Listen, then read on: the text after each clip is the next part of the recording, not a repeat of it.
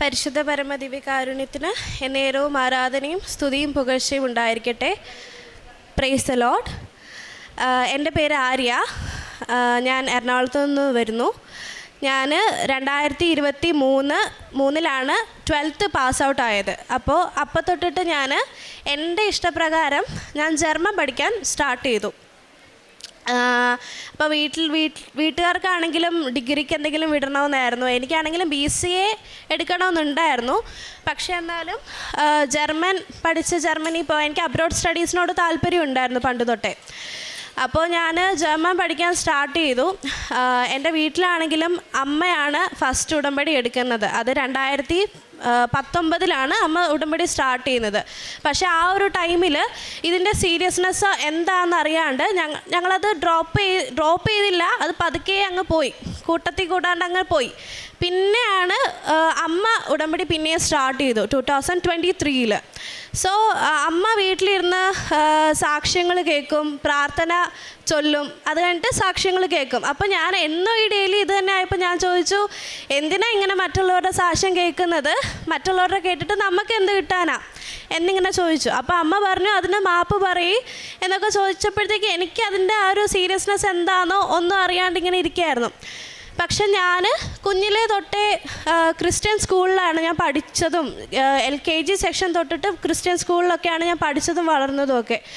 So അപ്പോൾ തൊട്ടേ എനിക്ക് ഈശോയിനെ അറിയാം, മാതാവിനെ അറിയാം. ഞാൻ പള്ളിയിൽ പോകും. അപ്പോൾ എനിക്കെന്തോ ഞാൻ മെൻ്റലി കുറേ വീക്കായിരുന്നു ആ ഒരു ടൈമിൽ. ജർമ്മൻ പഠിക്കാൻ സ്റ്റാർട്ട് ചെയ്ത ടൈമിൽ ഞാൻ ഓൾറെഡി ക്ലാസ്സിൽ ലേറ്റായിട്ടായിരുന്നു പോയത്. അപ്പോൾ ഞാൻ ഭയങ്കര ഇൻട്രോവേർട്ടായി. ഞാൻ ഭയങ്കര എക്സ്ട്രോവേർട്ടായിട്ടുള്ള ആളായിരുന്നു. അപ്പോൾ ഞാൻ ഭയങ്കര ഇൻട്രോവേർട്ടായി. എനിക്ക് ആരോടും സംസാരിക്കാൻ പറ്റുന്നില്ല, നേരെ ചൊവ്വേ പഠിക്കാൻ പറ്റുന്നില്ല. അപ്പോൾ ഞങ്ങളുടെ അവിടെ ഒരു പള്ളിയിൽ ഞാൻ പോകുന്നുണ്ടായിരുന്നു. പള്ളിയിൽ പോകും. അപ്പോൾ അവിടുന്ന് ഞങ്ങൾ വചനപ്പെട്ടി വാങ്ങിച്ചെങ്കിൽ പോലും ഞാനത് തുറന്ന് വായിക്കുകയോ ഏതെങ്കിലും ഒരു വചനം എടുത്ത് വായിക്കുകയോ ഒന്നും ചെയ്തിട്ടുണ്ടായില്ല. അപ്പോൾ ഒരു നൈറ്റ് ഞാൻ മെൻ്റലി ഭയങ്കര ബ്രേക്കായിട്ട് ഞാൻ ലിറ്ററലി ഇരുന്ന് കരയുകയാണ്. ഞാൻ ഭയങ്കര കരച്ചിലാണ്. അപ്പോൾ ഞാൻ സൈഡിലോട്ട് നോക്കിയപ്പോൾ എൻ്റെ സ്റ്റഡി ടേബിളിൽ വചനപ്പെട്ടി ഇരിക്കുക. ഞാൻ ഇന്നേ വരെ അത് തുറന്നൊരെണ്ണം പോലും എടുത്ത് വായിച്ചിട്ടില്ല. ഞാൻ ആദ്യം അതെടുത്ത് വായിച്ചിട്ട് എനിക്ക് കിട്ടിയ വചനം, ഭയപ്പെടേണ്ട, ഞാൻ നിന്നോട് കൂടിയുണ്ട്, ഞാൻ നിന്നെ പേര് ചൊല്ലി വിളിച്ചിരിക്കുന്നു, നീ എൻ്റേതാണ്. ഇതാണ് എനിക്ക് വചനപ്പെട്ടിയിൽ നിന്ന് കിട്ടിയ വചനം. അപ്പോഴേ ഞാൻ ഉറപ്പിച്ചു ഈശോ എന്നെ കാണുന്നുണ്ടെന്ന് എനിക്ക് മനസ്സിലായി. അപ്പോൾ തൊട്ടേ ഞാൻ അമ്മേനോട് പറഞ്ഞു എനിക്ക് ഉടമ്പടി എടുക്കണം എന്ന് ഞാൻ അമ്മേനോട് പറഞ്ഞു. അങ്ങനെ ഞാൻ ഉടമ്പടി എടുത്തു. പിന്നെ ഒരു 1 year എടുത്തിട്ട് ജർമ്മൻ കംപ്ലീറ്റ് ചെയ്തു. പക്ഷേ അവിടുത്തെ പഠനം എനിക്ക് സാറ്റിസ്ഫൈഡ് അല്ലായിരുന്നു. ക്ലാസ്സസ് ഒന്നും നേരെ ചൊവ്വേ അല്ലായിരുന്നു. പിന്നെ ഞാൻ സെൽഫ് സ്റ്റഡി എന്ന് പറഞ്ഞിട്ട് ഒരു 7 മാസം അങ്ങനെ വെറുതെ കളഞ്ഞു. അത് കഴിഞ്ഞിട്ട് ഞാൻ എക്സാം ഫസ്റ്റ് ജസ്റ്റ് ജർമ്മൻ അറിയാൻ പറ്റുമായിരിക്കും, റീഡിങ് നമുക്ക് സെപ്പറേറ്റ് ആയിട്ട് എഴുതാൻ പറ്റും ഗ്യോത്തയിൽ. അപ്പോൾ ഞാൻ റീഡിങ്ങും സ്പീക്കിങ്ങും കൂടി എടുത്തു. ഗ്യോത്തയിൽ ഞാൻ എല്ലാ ടോപ്പിക്കും കവർ ചെയ്തിട്ടാണ് സ്പീക്കിങ്ങിന് പോയത്. അപ്പോൾ അവിടെ ചെന്നപ്പോഴത്തേക്കും കൂടെ ഇരുന്ന കാൻഡിഡേറ്റ്സൊക്കെ പറയുന്നുണ്ട് അവരുടെ കസിൻസൊക്കെ അറ്റൻഡ് ചെയ്തപ്പോഴത്തേക്കും പുതിയ ക്വസ്റ്റ്യൻസ് അവർ ആഡ് ഓൺ ചെയ്തിട്ടുണ്ട്. അപ്പോഴത്തേക്കും ഞാൻ പ്രാർത്ഥിച്ചു, ഞാൻ ഉടമ്പടിയിലുണ്ടല്ലോ, ലൈക്ക് എനിക്ക് പഠിച്ചത് മാത്രമേ കിട്ടുള്ളൂ എന്നൊക്കെ ഒരു തോന്നൽ എനിക്കുണ്ടായിരുന്നു. പക്ഷേ ഞാൻ കറക്റ്റ് കയറിയതും ഞാൻ കേട്ടിട്ട് പോലും ഇല്ലാത്ത ഏതോ പൊളിറ്റിക്സിനെ പറ്റിയിട്ടൊക്കെ എനിക്കൊരു ടോപ്പിക്ക് കിട്ടി. ഞാൻ ഇന്നേ വരെ കേട്ടിട്ടില്ല. എൻ്റെ കൂടെയുള്ള കൊച്ചിനാണെങ്കിലോ ഞാൻ വീട്ടിൽ നിന്ന് ഏതാണോ ലാസ്റ്റ് നോക്കിയിട്ട് ഇറങ്ങിയത് ആ ടോപ്പിക്കായിരുന്നു എൻ്റെ കൂടെയുള്ള കൊച്ചിന് കിട്ടിയത്. എനിക്കറിയില്ല, ഞാൻ അവിടെ ഇരുന്ന് എനിക്കൊന്നും പറയാൻ പറ്റിയില്ല. ഞാൻ കരയായിരുന്നു. കരഞ്ഞിട്ട് ഞാൻ ഇറങ്ങിയിട്ട് ഞാൻ ആദ്യം തന്നെ പറഞ്ഞത്, എന്തിനാ മാതാവ് എന്നോട് ഇങ്ങനെ ചെയ്തത്, ഞാൻ എന്ത് തെറ്റ് ചെയ്തിട്ട്, ഞാൻ ഉടമ്പടിയിലല്ലായിരുന്നു, എന്നിട്ട് നീ എന്നെ ഇങ്ങനെ ആക്കിയില്ലെന്ന് ഞാൻ വെറുതെ ബ്ലെയിം ചെയ്തു മാതാവിനെ. അത് കഴിഞ്ഞ് പിന്നെ എനിക്ക് റിസൾട്ട് വന്നപ്പോൾ ഫെയിലായി. പിന്നെ അത് 2 modules ഞാൻ എടുത്തിട്ടില്ലായിരുന്നു ജർമ്മൻ്റെ. റിസൾട്ട് വന്നപ്പോൾ എനിക്ക് മാർക്ക് കിട്ടിയില്ല. സ്പീക്കിങ്ങിന് എനിക്കൊന്നും കിട്ടി. ഞാൻ അറ്റൻഡ് ചെയ്തിട്ടില്ല, കരയായിരുന്നു ഞാൻ ലിറ്ററലി ഇരുന്ന്. അത് കഴിഞ്ഞ് ഞാൻ പിന്നെ കുറച്ചൊരു 2 months ഗ്യാപ്പ് എടുത്തിട്ട് ഞാൻ മെൻ്റലി ഭയങ്കര എനിക്കിനി പറ്റുമോ, ഓക്കെ ഫൈനലായിട്ട് ഇനി BCAക്ക് മൈസൂർ പോയി ചേരാം എന്ന് പറഞ്ഞിരിക്കണമായിരുന്നു ഞാൻ. അത് കഴിഞ്ഞ് ലാസ്റ്റ് ഒരു എക്സാം പ്രിപ്പറേഷൻ എന്ന് പറഞ്ഞിട്ട് ഞാനൊരു ഇൻസ്റ്റിറ്റ്യൂട്ടിൽ പോയിട്ട് അവിടുത്തെ ഗ്ലാസ് ഡോർ ഞാൻ തുറക്കുന്നതിന് മുന്നേ ഞാൻ പറഞ്ഞത്, മാതാവേ ഇത് ഫൈനലാണ്, എനിക്കിനി വയ്യ എഴുതാൻ, കാരണം ഫാമിലി എനിക്ക് ഈ പൈസ എപ്പോഴും വീട്ടിൽ നിന്ന് ചോദിക്കുന്നത് ഭയങ്കര ബുദ്ധിമുട്ടാണ്. അപ്പോൾ എൻ്റെ ചേച്ചിയാണ് എന്നെ പഠിപ്പിച്ചതും എന്തോ ദൈവാനുഗ്രഹം കൊണ്ടിട്ട് അവസാന നിമിഷമാണെങ്കിലും എക്സാമിൻ്റെ ഫീസാണെങ്കിലും ഇൻസ്റ്റിറ്റ്യൂട്ടിൽ കൊടുക്കാനുള്ള പൈസ ആണെങ്കിലും ചേച്ചി വഴി മാതാവ് സഹായിച്ച് എനിക്ക് എപ്പോഴും അതിനൊരു തടസ്സമില്ലാണ്ട് കിട്ടിയിട്ടുണ്ട്. അപ്പോൾ എന്നാലും പൈസ ഇങ്ങനെ ഞാൻ കാരണം പരീക്ഷ എഴുതുന്നു, പൊട്ടുന്നു, അങ്ങനെ പൊയ്ക്കൊണ്ടിരിക്കുക. അപ്പോൾ ഞാൻ ലാസ്റ്റ് പറഞ്ഞു, മാതാവ് ഇത് ഫൈനലാണ്, ഇതും കൂടെ കിട്ടിയില്ലെങ്കിൽ ഞാൻ ഡ്രോപ്പ് ഔട്ട് ചെയ്യും, ഞാൻ എന്തെങ്കിലും ഡിഗ്രി ഞാൻ എടുത്ത് പോയി പഠിക്കുമെന്ന് പറഞ്ഞിട്ടാണ് ഇൻസ്റ്റിറ്റ്യൂട്ടിൽ ഞാൻ കയറുന്നത്. അവിടുന്ന് ഞാൻ എക്സാം പ്രിപ്പറേഷൻ എടുത്തു. ഞങ്ങളുടെ ക്ലാസ്സിലെ എല്ലാ സ്റ്റുഡൻസും കൂടെ 24 സ്റ്റുഡൻസ് ഉണ്ടായിരുന്നു. ഞങ്ങളെല്ലാവരും കൂടെ ഒരുമിച്ച് ബുക്ക് ചെയ്തു ട്രിവാൻഡ്രത്ത് ചിലക്ക് എക്സാമിന്. അപ്പോൾ അവിടെ പോയി കഴിഞ്ഞപ്പോഴത്തേക്കും ജർമ്മൻ ഏത് എക്സാം പാറ്റേൺ ആണെങ്കിലും ജർമ്മനാണ് ഡിഫിക്കൽട്ടാണ്, പക്ഷേ എക്സാം പാറ്റേൺ ഡിഫറൻസേ ഉണ്ടാവുള്ളൂ ചിലക്കും ഗ്യോത്തിയൊക്കെ തമ്മിൽ. അപ്പോൾ ഞങ്ങളെല്ലാവരും കൂടെ ഒരുമിച്ച് ഞങ്ങൾ ട്രിവാൻഡ്രം ബുക്ക് ചെയ്തു. എൻ്റെ അമ്മ മാത്രമേ പേരൻ്റായിട്ട് എൻ്റെ കൂടെ വന്നുള്ളൂ, ബാക്കിയൊക്കെ സ്റ്റുഡൻസ് അവർ മാത്രമാണ് വീട്ടിൽ നിന്ന് വന്നത്. ഞങ്ങൾ എന്നിട്ട് ജൂൺ 19 എനിക്ക് എല്ലാവർക്കും ഡേറ്റ് കിട്ടി. അപ്പോൾ എക്സാം ഹാളിൽ കയറുന്നതിന് മുന്നേ നമുക്ക് കുറേ ഇൻസ്ട്രക്ഷൻസ് തരും, ഇത് ഇന്നതൊന്നും അവിടെ പോയി ചെയ്യല്ല. അവിടെ ഒരു ലേഡി പറയുകയും ചെയ്തു, ചിലർ ബിലീഫിൻ്റെ ഭാഗമായിട്ട് കൃപാസനത്തിൽ ഉപ്പ് കൊണ്ടിട്ട് സിസ്റ്റത്തിലൊക്കെ ഇടും, അതാരും ചെയ്യില്ലെന്ന്. എൻ്റെ കയ്യിൽ ഓൾറെഡി ഉപ്പൊക്കെ ഉണ്ടായിരുന്നു, ഉപ്പും കാശ് രൂപയൊക്കെ ഞാൻ പോക്കറ്റിലൊക്കെ വെച്ചിട്ടായിരുന്നു ഞാൻ ഹോളിൽ കയറുന്നത് ഓൾറെഡി. അപ്പോൾ ഞാൻ ഹോളിൽ കയറി കഴിഞ്ഞപ്പോഴത്തേക്കും എക്സാമിനർ അങ്ങോട്ട് പോകുമ്പോഴായിരിക്കും ഞാൻ ഉപ്പെടുത്ത് സിസ്റ്റത്തിലിട്ടുള്ള ടേബിളിലൊക്കെ ഞാൻ എൻ്റെ വിശ്വാസം, എൻ്റെ മാതാവിൻ്റെ കാശ് രൂപ ഉപ്പ് എൻ്റെ കയ്യിലുണ്ട്, അതിനുള്ള വിശ്വാസത്തിൽ ഞാൻ ഉപ്പൊക്കെ ഇട്ടു. അത് കഴിഞ്ഞിട്ട് നമ്മൾ കയറുമ്പോഴത്തേക്കും ലിസ്റ്റ് ചെക്ക് ചെയ്യാൻ വേണ്ടിയിട്ട് എക്സാമിനർ പേര് വിളിക്കും. ഫസ്റ്റ് പേര് വിളിച്ചപ്പോൾ എൻ്റെ നെയിം ഇല്ല. അപ്പോൾ ഞാനോർത്ത് വിട്ടുപോയതായിരിക്കും. 3 റോ ആയിട്ടാണ് ഇരിക്കുന്നത്, അതിനകത്ത് നടുക്കത്തെ റോയിൽ ഏറ്റവും ബാക്കിലായിരുന്നു ഞാൻ. അപ്പോൾ ഫസ്റ്റ് പേര് എല്ലാവരെയും വിളിച്ചപ്പോൾ ഞാൻ ഓർത്തു എൻ്റെ വിട്ടുപോയതായിരിക്കും എന്ന് ഓർത്തു. പിന്നെ സെക്കൻഡ് ടൈമും പേര് വിളിച്ചപ്പോൾ എൻ്റെ നെയിം ഇല്ല. അപ്പോൾ ആരെയാ പേര് വിളിക്കാത്തതെന്ന് പറഞ്ഞ് കൈ പൊക്കാൻ പറഞ്ഞപ്പോഴത്തേക്കും ഞാൻ കൈ പൊക്കി. എനിക്കപ്പോഴത്തേക്കും എന്താണെന്നറിയില്ല, എനിക്ക് വിഷമമൊന്നും തോന്നിയില്ല. പക്ഷെ ബാക്കി എൻ്റെ ക്ലാസ്മേറ്റ്സ് ആയിരുന്നു ഇരിക്കുന്നവർ മൊത്തം. അത് കഴിഞ്ഞിട്ട് എക്സാമിനർ ഓരോരോ ഇൻസ്ട്രക്ഷൻസ് പറയാൻ തുടങ്ങി. അങ്ങോട്ടും ഇങ്ങോട്ടും നോക്കല്, സംസാരിക്കല്, അതിൻ്റെ കൂട്ടത്തിൽ പറയാൻ തുടങ്ങിയതായിരുന്നു. നമ്മൾ ഓരോരോ ഇപ്പോൾ ജർമ്മൻ പഠിക്കുന്നവർക്കറിയാം, നമ്മൾ ഷ്രൈബനൊക്കെ ആണെങ്കിൽ ഓരോരോ ടെംപ്ലേറ്റ് നമ്മൾ തന്നെ ക്രിയേറ്റ് ചെയ്യും, നമുക്ക് കംഫർട്ടബിൾ ആയിട്ടുള്ളത്. ആ ഒരു ടെംപ്ലേറ്റ് എഴുതിയിട്ട് ക്വസ്റ്റ്യൻ അപ്ലൈ ചെയ്താൽ തന്നെ നല്ലൊരു അത്യാവശ്യം മാർക്ക് സ്കോർ ചെയ്യാനുള്ളൊരു ഓപ്ഷൻ ഉണ്ട് നമുക്ക്. സോ ഞാൻ തന്നെ ക്രിയേറ്റ് ചെയ്തൊരു ടെംപ്ലേറ്റ്, അത് എനിക്ക് കംഫർട്ടബിൾ ആയിട്ടുള്ളൊരു ടെംപ്ലേറ്റ് ആയിരുന്നു. അപ്പോൾ എൻ്റെ ക്ലാസ്സിൽ ബാക്കോട്ട് നിൽക്കുന്ന കുറച്ച് സ്റ്റുഡൻസ് ഉണ്ടായിരുന്നു, ചെക്കന്മാർ കുറച്ച് സ്റ്റുഡൻസ് ഉണ്ടായിരുന്നു.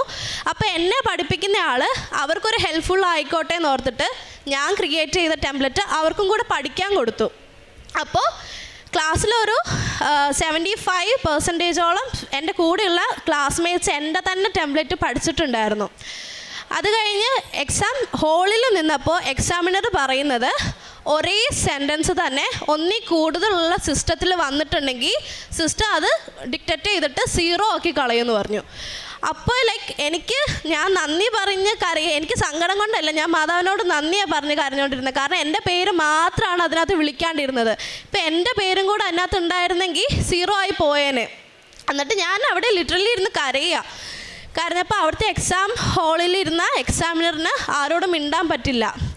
പക്ഷേ എൻ്റെ അടുത്ത് വന്നിട്ട്, ഞാൻ ഏറ്റവും ബാക്കിലായിരുന്നു ഇരുന്നത്, എൻ്റെ അടുത്ത് വന്നിട്ട് എൻ്റെ അടുത്ത് മുട്ടുകുത്തിയിരുന്നിട്ട് എന്നെ കംഫേർട്ട് ചെയ്തുകൊണ്ടിരിക്കുക. ആൾക്കതിൻ്റെ ഒരാവശ്യമില്ല, എനിക്ക് ആളെ അറിയില്ല, ആ സാറിന് എന്നെ അറിയില്ല. അവിടെ ഇരുന്നിട്ട് എന്നെ കംഫേർട്ട് ചെയ്തുകൊണ്ടിരിക്കുക.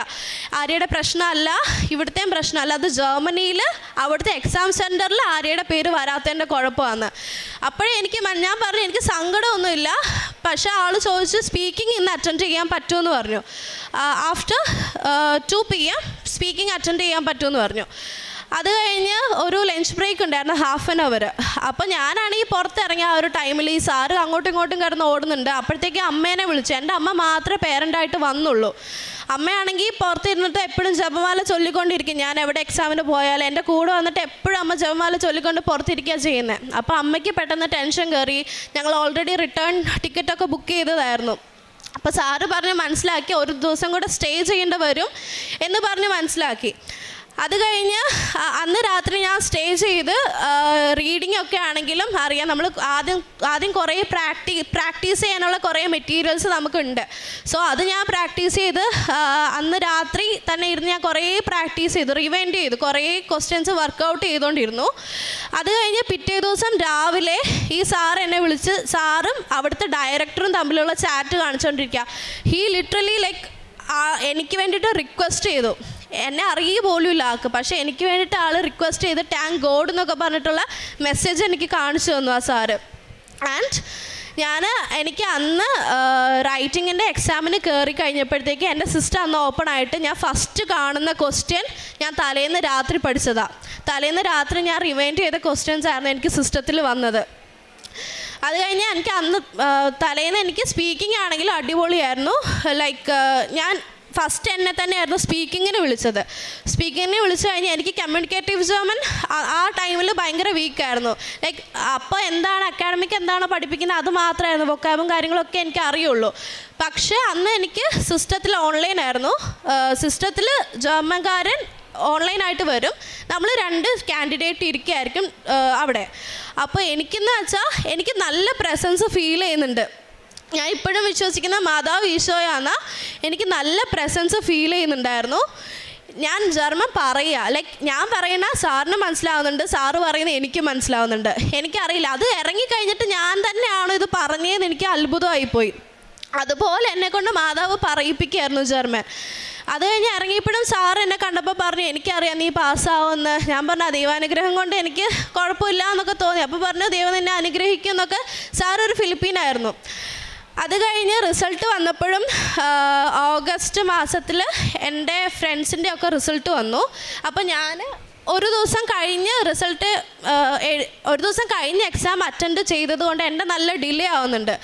അപ്പോൾ ഈ 19th എഴുതിയ സ്റ്റുഡൻസിൻ്റെ റിസൾട്ട് ഓൾറെഡി വന്നു.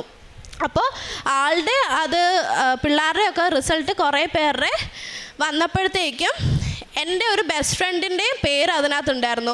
ഒരു 6 പേരുടെ പേര് ചീറ്റിംഗ് ലിസ്റ്റിൽ വന്നിട്ട് അങ്ങനെ കിടക്കുക. അതായത് ഞാനും കൂടെ അറ്റൻഡ് ചെയ്യേണ്ടതായിരുന്നു ആ 19th എക്സാം. അവിടെ നിന്നാണ് മാതാവ് ഈശോയും കൂടെ എന്നെ എടുത്തിട്ട് 20th എക്സാം അറ്റൻഡ് ചെയ്യിപ്പിച്ചത്. 19th എഴുതിയ സ്റ്റുഡൻസിൻ്റെ ഒക്കെ ചീറ്റിംഗ് ലിസ്റ്റിലും പേര് വന്നു.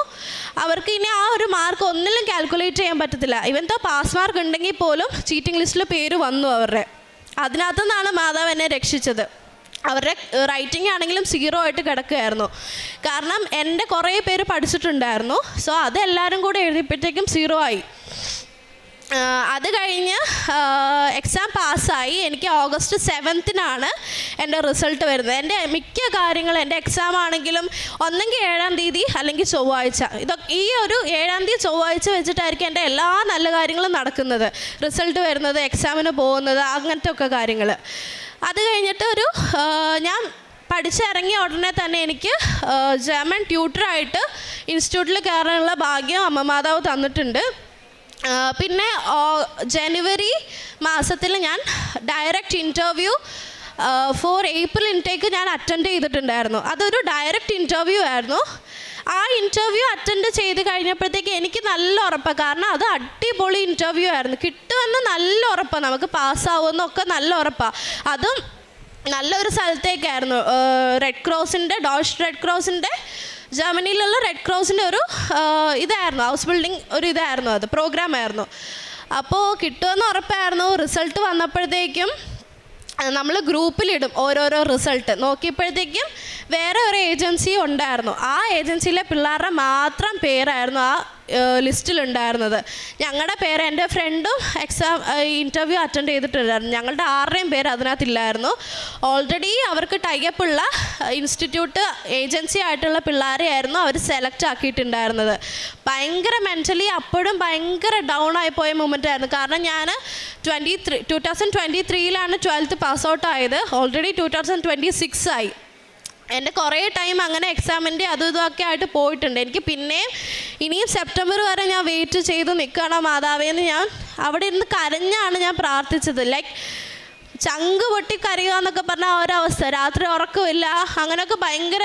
ഞാനും എൻ്റെ ഫ്രണ്ടും വിളിച്ചിരുന്ന് ഭയങ്കര കരച്ചില്ല. അപ്പോൾ അവൾ പറഞ്ഞു, എടി ഇനി എങ്ങനെയൊക്കെ പോയാലും നമുക്ക് ഏപ്രിൽ ഇൻടേക്ക് കിട്ടില്ല, നീ അത് വിട്ടേക്ക്, നീ അത് അക്സെപ്റ്റ് ചെയ്തേ പറ്റുള്ളൂ, ഏപ്രിൽ ഇൻടേക്ക് കിട്ടില്ല, നമുക്ക് 2 പേർക്ക് ഇനി സെപ്റ്റംബർ ഇൻടേക്കിനെ പോകാൻ പറ്റുള്ളൂ എന്ന് പറഞ്ഞു. അപ്പോൾ അവൾ ഓൾറെഡി അവൾ തന്നെ എന്നോട് പറയും, എടി നീ അങ്ങനെ വിചാരിക്കും, നീ പിന്നെ വിഷമിച്ചിരിക്കല്ലേ, പോയി നമ്മൾ എന്ത് ചെയ്യാൻ, അവളിങ്ങനെ പറഞ്ഞുകൊണ്ടിരിക്കുക. അപ്പോൾ എനിക്ക് പിന്നെ ഞാൻ എൻ്റെ ഹോപ്പ് വിടാണ്ട് ഞാൻ പറഞ്ഞു, ഇല്ലടി നമുക്ക് എന്തെങ്കിലും വഴി ഉണ്ടാകും, മാതാവ് എന്തെങ്കിലും വഴി കാണിച്ചു തരും നമുക്ക്. ഞാൻ അവളോട് എപ്പോഴും പറയും, കൃപാസനത്തിൽ വാ, നീ ഉടമ്പടി എടുക്കുക, പ്രാർത്ഥിക്കുക. അവൾക്ക് ഫസ്റ്റ് ടൈം എക്സാം ഒന്നും കിട്ടാണ്ട് 3rd ടൈമിലാണ് എക്സാം പാസ്സായത് അവൾ. അപ്പോൾ അവളാണെങ്കിൽ ഇങ്ങനെ കുറേ ആഡൊക്കെ കുറേ ന്യൂസൊക്കെ കണ്ടിട്ട് അവൾ എന്നോട് പറഞ്ഞു, എടി അവിടെയൊക്കെ നീ എന്താ അവർ ഈ പത്രമൊക്കെ കൊടുക്കാൻ പറയുന്നുണ്ട്, അതൊക്കെ എനിക്ക് തോന്നുന്നില്ല, നമ്മൾ ഈശോനെ പ്രാർത്ഥിച്ചാൽ പോരെ, അങ്ങനെയൊക്കെ അവൾ കുറേ കേട്ട കാര്യങ്ങൾ പറയുന്നുണ്ട്. അപ്പം ഞാനതൊക്കെ തിരുത്തി കൊടുക്കും, എടി നീ അങ്ങനെയൊന്നും അല്ല പറയേണ്ടത്, നീ അവിടെ പോയി മാതാവിനോട് പ്രാർത്ഥിക്കും, നീ ഇതൊക്കെ ഞാൻ ഇവളോട് പറയുന്നുണ്ട്, ഇങ്ങനെ എപ്പോഴും ഞാൻ പറയും. അത് കഴിഞ്ഞ് ഞാൻ വേറൊരു ഏജൻസിയിൽ വന്നിട്ട്, ഞാൻ ഓൾറെഡി പണ്ട് പോയിട്ടുള്ളൊരു ഏജൻസിയെ പഠിക്കുന്ന ടൈമിൽ അവിടെ ഞാൻ പിന്നെ പ്രോസസ്സിങ്ങിന് ഞാൻ കൊടുത്തു. എൻ്റെ ഫയലൊക്കെ ഡോക്യുമെൻറ്റ്സൊക്കെ ഞാൻ കൊടുത്തു. എൻ്റെ യൂറോപ്പ CVയും ഒക്കെ ഞാൻ ക്രിയേറ്റ് ചെയ്ത് കൊടുത്തു. അപ്പോൾ അത് ഓൾറെഡി പോയി. അത് സെപ്റ്റംബർ ഇൻടേക്കിനുള്ള CV ആണ് ഞാൻ അവർക്ക് കൊടുത്തത്. എൻ്റെ ഡോക്യുമെൻറ്റ്സ് എല്ലാം സെപ്റ്റംബർ ഇൻടേക്കിനുള്ള പ്രോസസ്സിംഗ് ആണ് ഞാൻ സ്റ്റാർട്ട് ചെയ്തത്. അപ്പോൾ ഒരു ദിവസം എന്നെ ഞങ്ങളുടെ അവിടുത്തെ മാമാണെങ്കിൽ രാവിലെ വിളിച്ചിട്ട് ഒരു 9:30 ഒക്കെ കഴിഞ്ഞപ്പോഴത്തേക്കും അവിടുത്തെ മാമാണെങ്കിൽ എന്നെ രാവിലെ വിളിച്ചിട്ട് പറഞ്ഞു, ആര്യ ഏപ്രിൽ പോകാൻ റെഡിയാണോ എന്ന്. ഞാൻ എന്നിട്ട് ഉറക്കത്തിലാണ്. ഞാൻ ഫോണൊന്നും കൂടെ നോക്കിയത്, സ്വപ്നമാണോ എന്നൊക്കെ അറിയാൻ ഫോണൊന്നും കൂടെ നോക്കി. മാം പറഞ്ഞു, ആര്യ ഏപ്രിൽ പോകാൻ റെഡിയാണ്, നമുക്കൊരു 3 സീറ്റ് വേക്കൻസി വന്നിട്ടുണ്ട്, അവർക്ക് അർജൻറ്റായിട്ട് സ്റ്റുഡൻസിനെ വേണമെന്ന് പറഞ്ഞു. ഞാൻ അന്ന് രാത്രി ഞാൻ ചങ്ക് പൊട്ടി കരഞ്ഞിട്ടാണ് കിടന്നത്. എനിക്ക് സെപ്റ്റംബർ ഇൻടേക്കിന് പോകാൻ വയ്യ, കാരണം അത്രയും ടൈം കുറച്ചും കൂടെ കിടക്കുക, 7 മാസം നിയർലി ഇനിയുണ്ട്, 7 മാസം എനിക്ക് വയ്യ നിൽക്കാൻ എന്നൊക്കെ പറഞ്ഞ് ഞാൻ കുറേ കരഞ്ഞതാണ് മാതാവിനെ ഈശോനെ വിളിച്ചിട്ട്. പിറ്റേ ദിവസം രാവിലെയാണ് എനിക്ക് മാം ഇങ്ങനെ വിളിച്ചിട്ട് പറയുന്നത്, 3 സീറ്റ് ഉണ്ട്, ആര്യ റെഡിയാണോ പോകാൻ. അപ്പോൾ ഞങ്ങൾ ഓൾറെഡി മാതാവ് അനുഗ്രഹിച്ച് പൈസയൊക്കെ ഈ ജനുവരിയിലത്തേക്ക് പോകണമല്ലോ, ജനുവരിയിലത്തേക്ക് എന്തായാലും ഡയറക്റ്റ് ഇൻ്റർവ്യൂ അറ്റൻഡ് ചെയ്തപ്പോൾ അപ്പം തന്നെ ക്യാഷ് കൊടുക്കണമായിരുന്നു. അപ്പോൾ ഓൾറെഡി പൈസ അങ്ങനെ കുറച്ച് സെറ്റാക്കി വെച്ചിട്ടുണ്ടായിരുന്നു. അപ്പോൾ ഞാനിങ്ങനെ മാമിനോട് പറഞ്ഞു. അത് കഴിഞ്ഞിട്ട് മാം പറയുന്നത്, ആര്യ വിത്തൗട്ട് ഇൻ്റർവ്യൂ ആയിരിക്കും, ഇൻ്റർവ്യൂ ഉണ്ടാവില്ല എന്ന് പറഞ്ഞു. ഞാനപ്പോഴത്തേക്ക് എഴുന്നേറ്റിട്ട് ഞാൻ പറഞ്ഞു, ഓക്കെ മാം, ലൈക്ക് മാം എന്നോട് പറഞ്ഞ ചിലപ്പോൾ റിക്രൂട്ടറായിട്ട് എന്തെങ്കിലും ഒരു ഇൻ്റർവ്യൂ ഉണ്ടാവുള്ളൂ, അല്ലാണ്ട് സ്കൂളായിട്ടോ എംപ്ലോയറായിട്ടോ ഒരു ഇൻ്റർവ്യൂ ഉണ്ടാവില്ല, കാരണം അവർക്ക് അതിനുള്ള ടൈമില്ല. ഞാൻ അപ്പോഴത്തേക്കും ജോസഫ് അച്ഛൻ എപ്പോഴും ധ്യാനത്തിൽ പറയും, മാതാവ് സമയച്ചുരുക്കം നടത്തുന്ന മാതാവ് എന്ന് എപ്പോഴും പറയും. ഞാൻ ശരിക്കും അത് അനുഭവിച്ചൊരു ദിവസമായിരുന്നു അന്ന്. രാവിലെ ഉറക്കത്തിന് എഴുന്നേറ്റാണ് എന്നോട് പറയുന്നത് ഏപ്രിൽ പോകാൻ റെഡിയാണോ എന്നൊക്കെ. ഞാൻ അപ്പോഴത്തേക്ക് അമ്മേനോട് പറഞ്ഞപ്പോഴത്തേക്ക് അമ്മയ്ക്കും ഭയങ്കര സന്തോഷമായി. അത് കഴിഞ്ഞിട്ട്, കാരണം എൻ്റെ ഫയൽ ഓൾറെഡി ഞാൻ ഡോക്യുമെൻറ്റേഷനൊക്കെ അവർ ചെയ്ത് വെച്ചേക്കായിരുന്നു. അപ്പോൾ സിമ്പിളായിട്ട് എൻ്റെ ഫയലും എടുത്ത് കൊടുത്തു അവർക്ക്. വിത്തിൻ 1 ഡേ എനിക്കെൻ്റെ കോൺട്രാക്റ്റ് കിട്ടി. വിത്തൗട്ട് ഇൻ്റർവ്യൂ എനിക്കെൻ്റെ കോൺട്രാക്റ്റ് മാതാവ് എനിക്ക് തന്നു. അവിടുത്തെ എംപ്ലോയർ സൈഡിൽ നിന്നും സ്കൂളിൻ്റെ സൈഡിൽ നിന്നൊക്കെ എനിക്ക് കോൺട്രാക്റ്റ് തന്നു. ഞാൻ നോക്കിയപ്പോൾ അതും റെഡ് ക്രോസിൻ്റെയാണ്. ഞാൻ സ്കൂൾ ടൈമിൽ റെഡ് ക്രോസിനൊക്കെ ഭയങ്കര ആക്റ്റീവായിട്ടുള്ള മെമ്പറായിരുന്നു. ഞാൻ നോക്കിയപ്പോൾ അതും റെഡ് ക്രോസിൻ്റെയാണ്. ആൻഡ് അതിനകത്ത് മെൻഷൻ ചെയ്തിരിക്കുന്ന സ്റ്റൈഫൻഡ് ആണെങ്കിലും യൂഷ്വലി 3 ഇയേഴ്സ് ഉണ്ട്. അപ്പോൾ ഈ 3rd ഇയറിൽ കിട്ടുന്ന സ്റ്റൈഫൻഡാണ് എനിക്ക് ഫസ്റ്റ് ഇയറിൽ അവിടെ കിട്ടുന്നത്. അതിന് മാതാവിനോട് ഞാൻ കുറേ നന്ദി പറഞ്ഞ് പ്രാർത്ഥിച്ചിട്ടുണ്ട്. ആൻഡ് പിന്നെ വിസയ്ക്ക് വെച്ചപ്പോഴാണെങ്കിലും പെട്ടെന്ന് തന്നെ വിസയ്ക്ക് എനിക്ക് എവിടുന്നൊക്കെ എനിക്ക് സഹായം വരുന്നതെന്ന് അറിയില്ല. ഞാനൊന്നും അറിഞ്ഞില്ല ആക്ച്വലി. എൻ്റെ ഫയലൊക്കെ അവർ തന്നെയാണ്, എനിക്കൊന്നും അറിയേണ്ടി വന്നിട്ടില്ല. വിസയ്ക്ക് വെക്കാം അവർ പറഞ്ഞു അവിടെ പോയി ചെയ്യണം, ഞാൻ അതുപോലെ ചെയ്തു, വിസയ്ക്ക് വെച്ചു. അത് കഴിഞ്ഞ് എൻ്റെ കൂടെയുള്ളവർ ഈ കഴിഞ്ഞ ആഴ്ച കൂടെയുള്ളവർ കയറിപ്പോയി. അതായത് 28th or 27th എൻ്റെ കൂടെയുള്ളവർ ജർമ്മനിയിലേക്ക് കയറിപ്പോയി. അവർക്ക് വിസ നേരത്തെ വന്നു. എൻ്റെ മാത്രം അതായത് 3 പേരുണ്ട്, അതിനകത്ത് 2 പേരുടെ വിസ നേരത്തെ വന്നിട്ട് അവർ കയറിപ്പോയി. അപ്പോൾ മാമും സാറും പറയുന്നുണ്ട് ആര്യ പാനിക് ആവല്ല്, അവർ ഓൾറെഡി അവർക്ക് പോയേ പറ്റുള്ളൂ, ആര്യനെ ഞങ്ങൾ പുറകെ ഉടനെ തന്നെ വിടാമെന്ന് പറഞ്ഞു. എനിക്കപ്പോഴത്തേക്കും മെൻ്റലി എനിക്ക് ഭയങ്കര ബുദ്ധിമുട്ടാണ്. എനിക്ക് പാനിക് അറ്റാക്ക് വരുന്ന അങ്ങനെ കുറേ ഇഷ്യൂസ് എനിക്കുണ്ടായി. ഞാൻ അപ്പോഴും ഈശോനെ വിളിച്ചിട്ട് കരഞ്ഞ് പ്രാർത്ഥിക്കും, വചനപ്പെട്ടി എടുക്കും. അവിടുന്ന് എനിക്ക് കിട്ടുന്ന വചനങ്ങളൊക്കെ എനിക്ക് എൻ്റെ ഈശോ അതിൽ കൂടെ എനിക്ക് സംസാരിക്കാൻ തോന്നിയിട്ടുണ്ട്. ഞാൻ ഫോണിൽ എനിക്ക് വചനങ്ങൾ കിട്ടും, അതിനകത്ത് ഓരോന്നും വരുന്നതും God is with her, she will not fail. ഇതൊക്കെയാണ് എനിക്ക് കിട്ടിക്കൊണ്ടിരിക്കുന്നത്. Because of your faith it will happen. ഇതൊക്കെയാണ് എനിക്ക് ഓരോ തവണ എനിക്ക് ഈശോ എന്നോട് സംസാരിക്കുന്ന പോലെയാണ് ഓരോ വചനത്തിൽ കൂടെ എനിക്ക് തോന്നിയിട്ടുള്ളത്. അത് കഴിഞ്ഞ് ഞാൻ ഈ തിങ്കളാഴ്ച അപ്പോൾ പിള്ളേർ കയറിപ്പോയപ്പോഴും ഞാൻ അവിടെ ഇരുന്ന് എനിക്ക് കരച്ചിൽ നിർത്താൻ പറ്റുന്നില്ല. ഞാൻ കരയുന്ന കണ്ടിട്ട് അമ്മ ചങ്ക് പൊട്ടിക്കരയും, എൻ്റെ കൊച്ചിനെ ഒറ്റയ്ക്ക് ഇട്ടിട്ട് അവർ പോയില്ല മാതാവ്, എൻ്റെ കുഞ്ഞിനെ എന്തിനാ ഒറ്റയ്ക്കാക്കിയേ എന്നൊക്കെ പറഞ്ഞിട്ട് അമ്മ ഭയങ്കര കരച്ചിൽ. എനിക്ക് മറ്റുള്ളവർ കരയുന്ന കാണുമ്പോഴത്തേക്ക് എനിക്ക് ഭയങ്കര വിങ്ങലാണ്. എനിക്ക് ഭയങ്കര വിങ്ങലാണ്. അപ്പോഴത്തേക്കും അമ്മയാണെങ്കിൽ അവിടുന്ന് ഭയങ്കര പ്രാർത്ഥനയും കരച്ചിലും ഒക്കെ. തിങ്കളാഴ്ചയാണിത്. അപ്പോഴത്തേക്കും എൻ്റെ വേറൊരു VFSൻ്റെ അവിടെ പോയപ്പോഴും എനിക്കൊരു ഫ്രണ്ടിനെ കിട്ടിയിട്ടുണ്ടായിരുന്നു. അവൾ ഹൗസ് ബിൽഡിങ്ങിനല്ല, വേറൊരു കോഴ്സിന്. അവൾക്കും ഇതുപോലെ വിസ വന്നിട്ടില്ല. അപ്പം ഞാൻ അവളോട് പറഞ്ഞു, എടി ഈ ആഴ്ച തന്നെ മാതാവ് എന്തെങ്കിലും ഒരു അത്ഭുതം ഉണ്ടാക്കും, നിനക്കും എനിക്ക് ഒരുമിച്ച് തന്നെ വിസ വരുമെന്ന് പറഞ്ഞു. അതുപോലെ തന്നെ ചൊവ്വാഴ്ച ഞാനൊരു 10:30 ആയപ്പോഴത്തേക്കും, ചൊവ്വാഴ്ച ധ്യാനം കൂടാൻ വേണ്ടിയിട്ട് ഞാനിങ്ങനെ TV ഒക്കെ ഓണാക്കാൻ നിൽക്കുമായിരുന്നു. കറക്റ്റ് 10:30 ആയപ്പോഴത്തേക്ക് എനിക്ക് അവിടുന്ന് ബാംഗ്ലൂരിൽ നിന്ന് എൻ്റെ പാസ്പോർട്ടും കാര്യങ്ങളൊക്കെ ഡിസ്പാച്ച് ആയെന്ന് പറഞ്ഞൊരു മെസ്സേജും മെയിലും എനിക്ക് വന്നു. അതേ സമയം തന്നെ എനിക്ക് ആ VFSയിൽ നിന്ന് പരിചയപ്പെട്ട കൊച്ചിനും ഇതുപോലെ ഡിസ്പാച്ച് ആയെന്ന് പറഞ്ഞിട്ടുള്ള മെയിലും കാര്യങ്ങളൊക്കെ വന്നു. ലൈക്ക് എന്നെ അവിടെ അമ്മ കരഞ്ഞ് പ്രാർത്ഥിച്ചത് എന്നെ അവിടെ ഒറ്റയ്ക്കാക്കിയെന്നായിരുന്നു അമ്മ അവിടെ കരഞ്ഞ് പ്രാർത്ഥിച്ചത്. അപ്പോൾ VFSയിൽ നിന്ന് ചിലപ്പോൾ അവളുടെ കൂടെ പോകാനായിരിക്കും മാതാവ് വിധിച്ചിട്ടുണ്ടാവുക. അവൾക്കും ആ സെയിം ഡേറ്റിൽ തന്നെ മെയിൽ വന്നു. അത് കഴിഞ്ഞിട്ട് ഇന്നലെയാണ് എനിക്ക് എൻ്റെ വിസ കിട്ടിയത്. ഇന്നലെ വിസ കിട്ടിയപ്പോൾ അവൾ തൃശ്ശൂരുള്ള കൊച്ചാണ്. അവൾക്കാണ് ആദ്യം വന്നത്. അവൾ പറഞ്ഞു, എടി അവൾക്ക് ഫസ്റ്റ് ഓൾറെഡി റിജക്ഷൻ വന്നത് ഒരു തവണ. ഞാൻ അവളെയും കൂടെ വെച്ചിട്ടാണ് മാതാവിനോട് പ്രാർത്ഥിക്കുന്നത്, മാതാവ് ആ കൊച്ചിനോട് കിട്ടണേ, അവൾക്ക് ഫസ്റ്റ് ഒന്നാമത് റിജക്ഷൻ വന്നത് അവൾക്കും കൂടെ കിട്ടണേ, ഞങ്ങൾക്ക് ഒരുമിച്ച് പോകാൻ പറ്റണേന്നായിരുന്നു ഞാൻ പ്രാർത്ഥിച്ചുകൊണ്ടിരുന്നത്. അത് കഴിഞ്ഞിട്ട് ഇന്നലെ എനിക്കും പാസ്പോർട്ട് വന്നപ്പോൾ എനിക്കും വിസ വന്നിട്ടുണ്ട്. അത് 7ാമത്തെ പേജിൽ എൻ്റെ മാതാവ് എനിക്ക് വിസ അടിച്ച് തന്നിട്ടുണ്ട്. ഇന്നലെ അപ്പം തന്നെ ഞങ്ങൾ ഫ്ലൈറ്റൊക്കെ ബുക്ക് ചെയ്ത്, ഞങ്ങൾ ഒരുമിച്ചാണ് ഫ്ലൈറ്റ് ബുക്ക് ചെയ്തത്. ഒരേ സ്ഥലത്തേക്കാണ് ഞങ്ങൾ ഫ്ലൈറ്റിൽ പോയി ഇറങ്ങുന്നത്. ഇത്ര അനുഗ്രഹം തന്ന അമ്മ മാതാവിന് ഈശോയ്ക്കും 1000 നന്ദി പറയുന്നു. ഞാനാണെങ്കിൽ എനിക്ക് ഒട്ടും ടൈമില്ല. ഞാൻ എൻ്റെ സ്യൂട്ട് കേസ് മാത്രമേ വാങ്ങിച്ച് വെച്ചിട്ടുള്ളൂ ഓൾറെഡി. എനിക്കിനി സാധനങ്ങൾ വാങ്ങിച്ച് തുടങ്ങണം. ഞാൻ പോകുന്നത് ഈ വരുന്ന മൺഡേ May 4th ഞാൻ പോകുന്നത്. കാരണം എനിക്ക് ഉടനെ ജോയിൻ ചെയ്തേ പറ്റുള്ളൂ. ഓൾറെഡി ക്ലാസ് മാർച്ചിൽ തുടങ്ങിയ ക്ലാസ്സാണ്. എനിക്കിപ്പോഴും എന്നിട്ട് അവർ ടൈം തന്നിട്ടുണ്ട്. കാരുണ്യ പ്രവൃത്തി ഞാൻ ചെയ്തത്, ഞങ്ങൾ ക്യാൻസർ വാർഡിൽ പോകുമായിരുന്നു, ഗവൺമെൻറ് ഹോസ്പിറ്റൽ എറണാകുളത്തുള്ളത്. അവിടെ ക്യാൻസർ വാർഡിൽ പോയപ്പോൾ ഒരു തവണ പോയപ്പോഴും ഒരു 18 വയസ്സുള്ള ഒരു കൊച്ചാണ്. അവളെ ആണെങ്കിൽ ഞാൻ തിരിയാൻ തുടങ്ങിയായിരുന്നു. അപ്പോൾ ആ കൊച്ചവിടെ ഒറ്റയ്ക്ക് ഇരിക്കുന്ന കണ്ടിട്ട് ഞാൻ അവരുടെ അടുത്തോട്ട് പോയപ്പോഴത്തേക്കും അവരുടെ അമ്മൂമ്മയായിരുന്നു അവരെ നോക്കിക്കൊണ്ടിരുന്നത്. അവരുടെ അച്ഛൻ മരിച്ചു പോയതാ, അവരുടെ അമ്മ ഇട്ടിട്ട് പോയതാ. ഈ അമ്മൂമ്മയാണ് ആ കൊച്ചിനെ എപ്പോഴും നോക്കിക്കൊണ്ടിരിക്കുന്നത്.